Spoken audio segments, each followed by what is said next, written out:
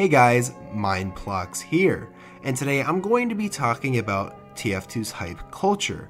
Now, this is a subject that actually isn't covered too frequently, besides when people meme about it. But this video is more than just a meme, but a documented outlook, because I feel like hype culture is almost always a bad thing for any game or update, especially in TF2. You see, with every video I make relating to one of TF2's issues or problems, it's not because I hate TF2 or the fanbase, but rather I am trying to help people improve with certain aspects in an attempt to help the game last longer. But anyways, let's get back on track.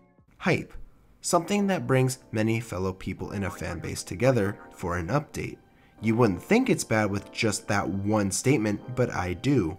Why? Well, just hear me out. You see, one of the major things hype does is it raises the bar for an update, because people are making it out to be a game-changing update or that it will have amazing changes. Why this is a bad thing is because of how it could stress or push devs past of what they originally were shooting for, which can either delay the update or can make the update seem underwhelming, and the devs would start receiving thousands of comments complaining on how it was trash or how it was incorrectly handled.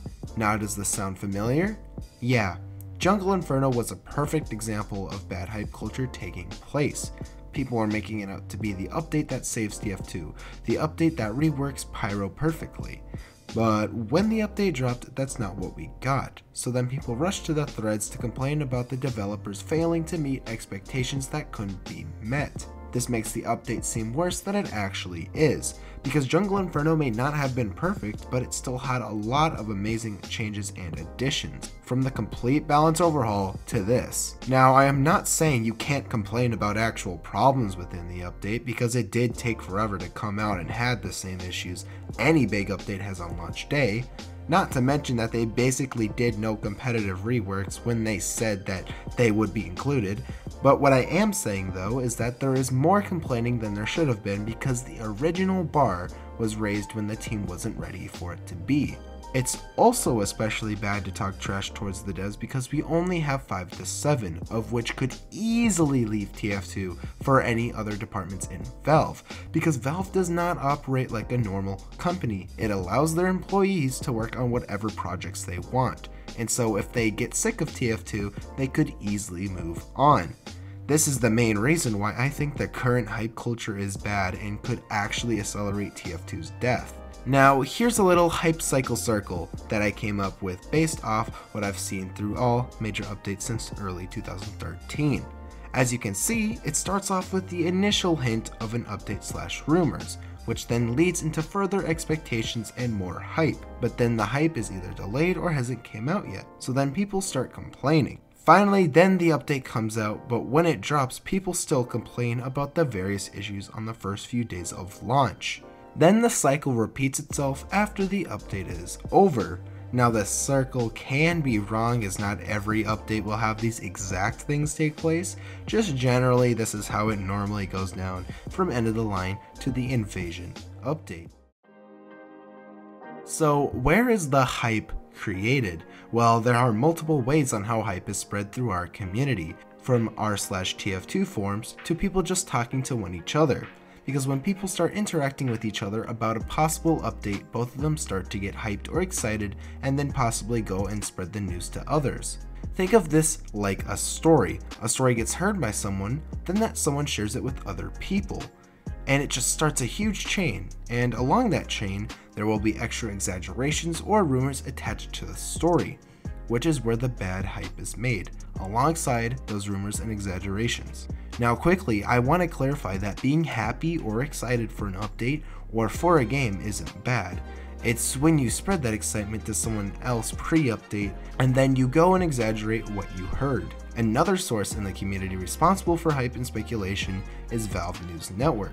But I'm not going to go too deep into this, as German Peter already made a video on Valve News Network, which is better than I could ever make. But basically, why I feel like Valve News Network is bad for the community is because of how he reports on it, and then how he keeps the speculations alongside the report.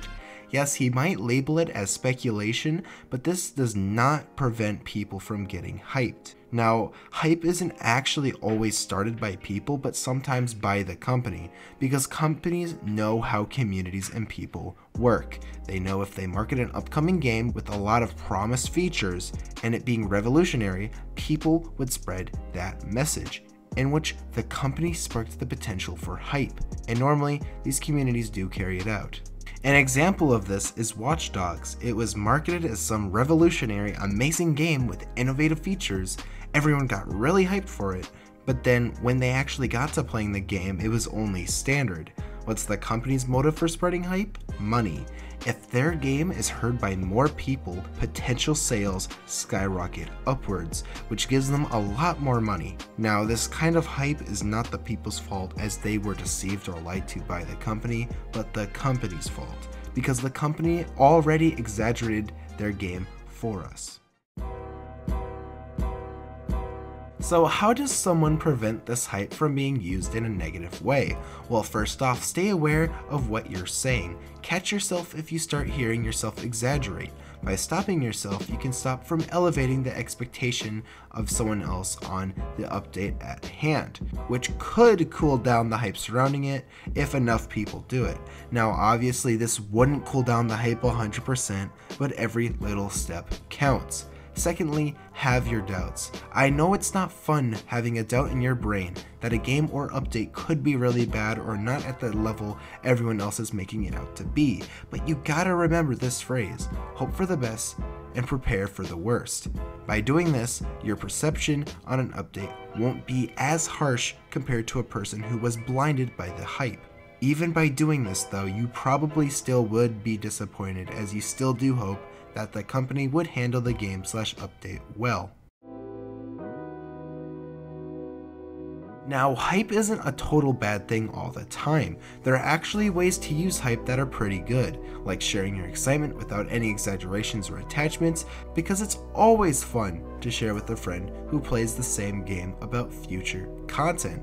Or you could keep the content to yourself and not make hype threads so you can personally be happy or excited about an upcoming release. Hype also could heavily be used after an update or when a game drops, because you know if it's good or bad and if it deserves the hype. If you do it before, it only pushes a narrative that the update/game has to be good, and if it's not to that expectation, then it is deemed as disappointing or bad, when in reality, it's actually okay or decent. So before I end off this video, I just want to reinforce that you can have fun or be excited for a game/update, just don't spread any exaggerations or make it out to be the best thing before it even comes out.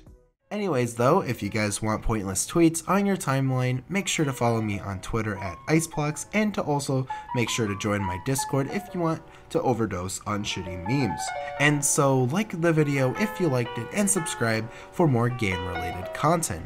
As always, stay fresh, my Freshies. Peace.